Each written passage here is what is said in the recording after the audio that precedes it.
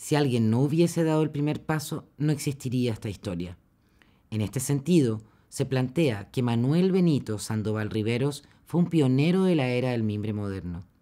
Considerado como el padre de la artesanía en mimbre de Chimbarongo, alrededor de 1920 empieza a explorar la utilidad de esta materia prima, que nace naturalmente en la superficie de la comuna. Esto se produce ya que las tierras de Chimbarongo están regadas por las aguas que circulan por el norte desde el río Tinguiririca y por el sur desde el río Teno. A partir de ellos se desprende una red de canales donde sobresale el estero Chimbarongo, que humedece el subsuelo, haciéndolo apto para la producción del mimbre. Don Manuel empieza a cortar el mimbre que encuentra de forma silvestre en las orillas de canales y acequias, con los que da vida principalmente a muebles.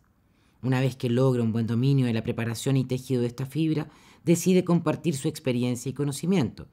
Con los años, don Manuel instala su taller, que pasa a ser uno de los primeros en la comuna y que estaba ubicado en las esquinas de las calles Javiera Carrera y Manuel Rodríguez. Posteriormente se radica en Santiago y se transforma en proveedor de mimbre para diversas fábricas, incluyendo la suya. Junto a su familia, funda la empresa Mimbre Sandoval, que funciona hasta el día de hoy como proveedor y procesador de esta fibra vegetal. La historia lo cuenta, mi papá nos contaba, los hermanos mayores. Él fue la primera persona que empezó a fabricar muebles en Chimbarongo, porque antes se hacían el mimbre que salía en el campo nada más, los canastos para la cosecha de las papas, qué sé yo. Vio esos muebles que llegaban de Europa y empezó a copiarlo. No tenía cámara fotográfica, lo trajo en la mente y lo desarrolló en la noche que llegó al tirón. Tenía la capacidad para hacer cosas. Resulta que yo a los 6 años, mi papá me pasaba tapas de canastos, se hacían muchos canastos de mimbre cuadrados y se hacían set de 3, uno ensamblado entre otro. Y esos canastos mi papá los exportaba, los llevaba para Coquimbo, cuando el auge de las mineras, y se exportaban allá. Bueno, y yo ahí ya a los 6 años tejía, y después ya aprendí a tejer sillones, y excursioné los primeros haciéndolos completos, haciendo el armazón de esto, pero chico, para niños.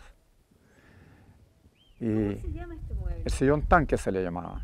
La ventaja es que siempre tuvo este sillón que es muy cómodo, reúne todas las condiciones, porque cuando el asiento es parejo, aunque le pongan cojín, el respaldo no queda tan cómodo. En cambio le da la posición del cuerpo, de las piernas, el asiento, el respaldo y los brazos para apoyar. Yo creo que ha sido el sillón más cómodo que yo he conocido. Bueno, hay otros silloncitos más simples, se llamaban butacas, que también eran como esto, pero más levantados, donde se apoyaban los brazos, pero bien sencillo. Y sillas también, las sillas como para arrimo de las mesas.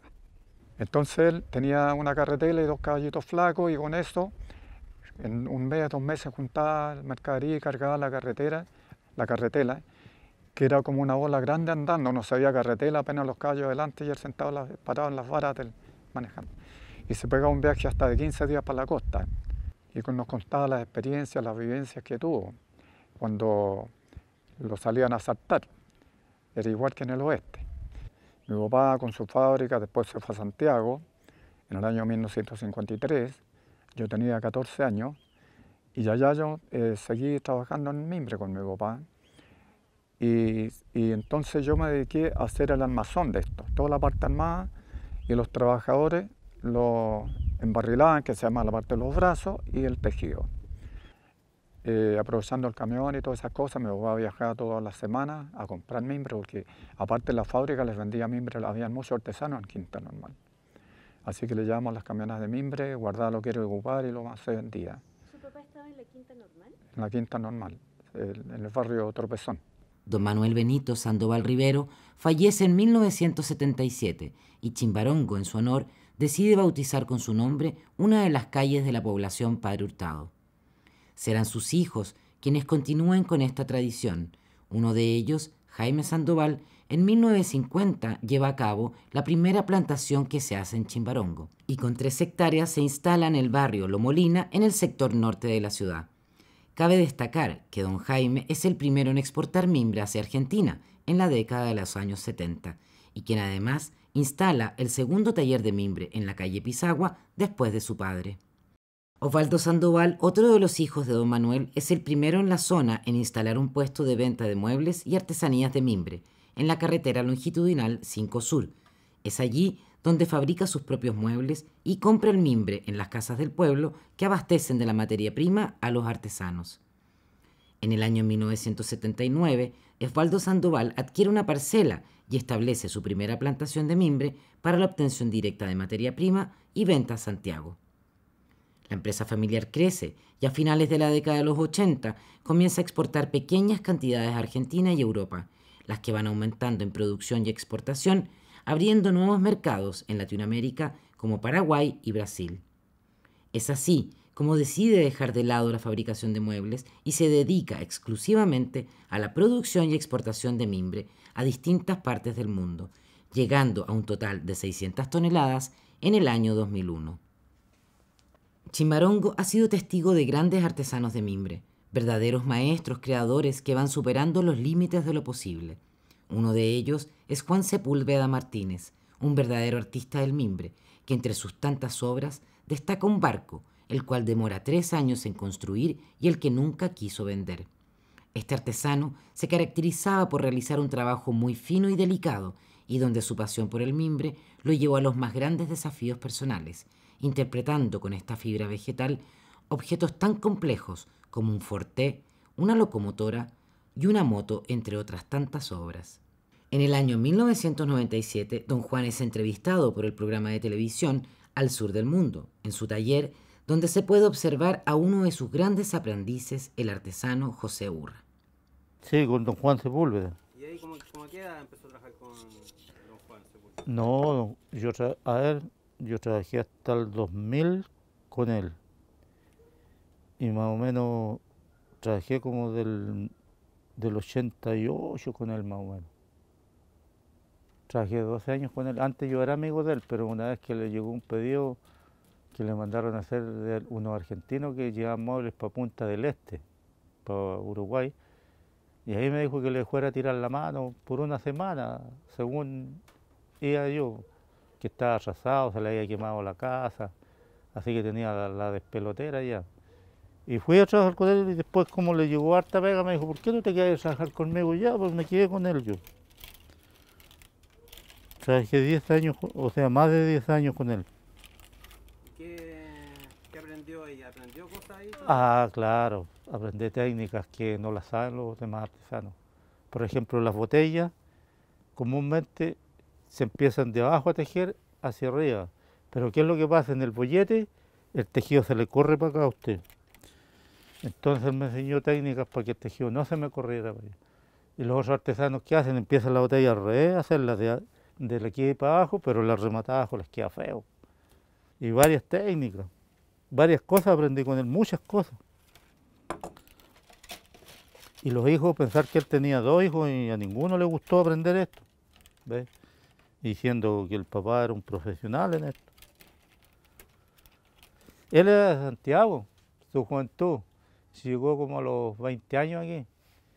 Lo trajo un caballero, el papá de este que es portamimbre de Sandoval. Él lo trajo a trabajar aquí y se vino porque aquí estaba la materia prima. Y en Santiago era muy cara. Y se quedó aquí, pues. Se quedó, se casó. Y murió joven, murió como a los 50 años, si no era un tipo de edad. Él tenía sus propios diseños. Yo tengo un sillón ahí en la entrada que es de él. Se llama, le puso el Branovich, y aquí cuando se lo copiaron le decían gordo, porque como son grandes y anchos de brazo. Tenía hartos diseños. Otro gran exponente de la artesanía chimbaronguina es Rodolfo Castro, quien en el año 2013 es premiado por el Consejo Nacional de las Culturas y las Artes como maestro artesano. Don Rodolfo proviene del sector de Convento Viejo, pueblo que desaparece bajo las aguas del embalse del mismo nombre. Desde los 8 años se inicia en este oficio por necesidad y curiosidad, y donde confecciona tejidos para garrafas, chuicos y damajuanas, trabajo que realiza para Cristalerías Chile y diversas viñas de la zona. De profesión mecánico, nunca abandonó el mimbre. decía que este material tenía la virtud de ser aplicado en diversos trabajos y técnicas, siendo un material muy noble que le daba la posibilidad de crear y hacer figuras de todo tipo. Según él, es el agua su principal aliado para ablandar y darle flexibilidad al mimbre.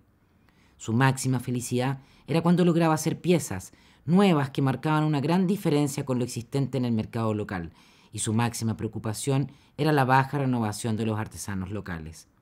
Actualmente, 3 de sus emblemáticas obras se pueden encontrar en un solo lugar, en la parroquia de la Merced, en plena plaza de armas de Chimbarongo.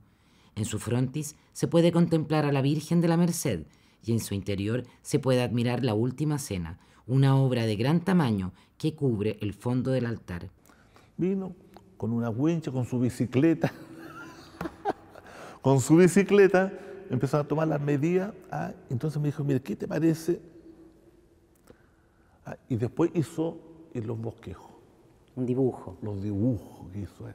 Oye, dice, mira, ¿qué te parece?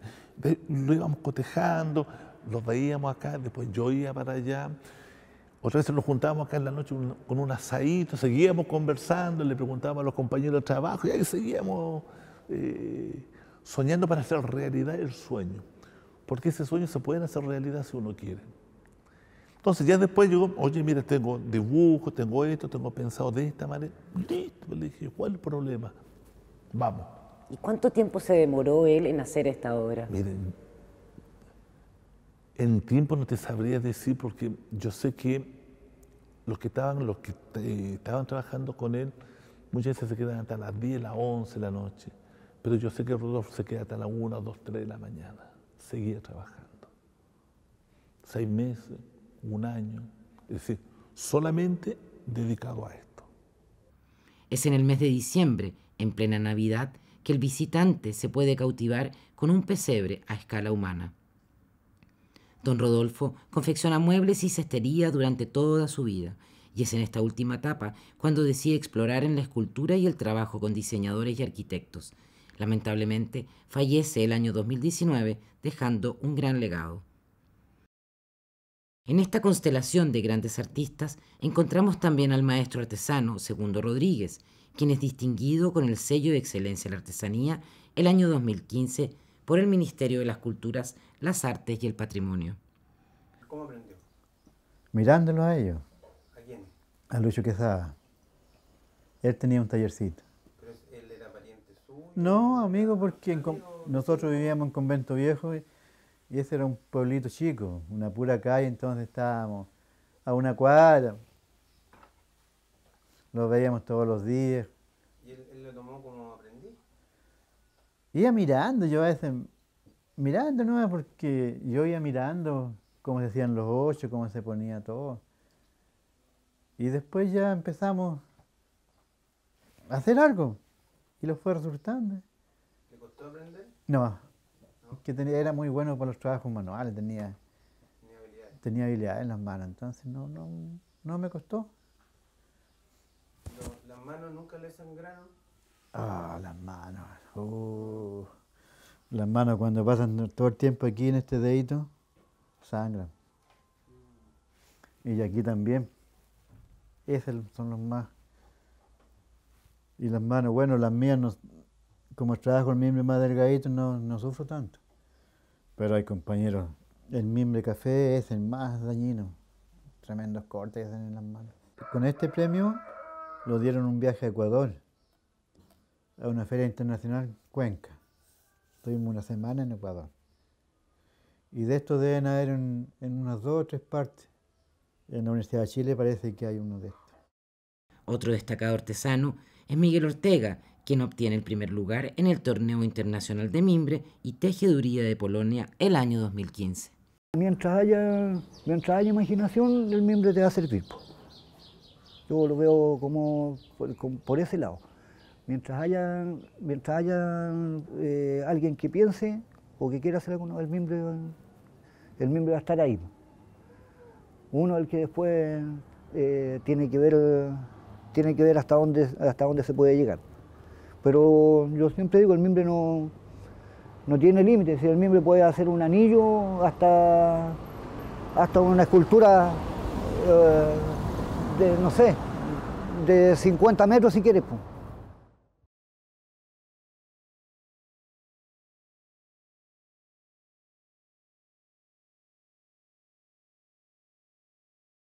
Finalmente, hay que destacar una iniciativa que surge desde la Municipalidad de Chimbarongo y que se ha mantenido con los años, la Expo Mimbre, un evento anual que solo se interrumpió por la pandemia y que promueve la artesanía en mimbre local y atrae además a una gran cantidad de personas, transformándose con los años en una de las fiestas artesanales más grandes de la región y del país, constituyéndose además en una gran vitrina para artesanas y artesanos.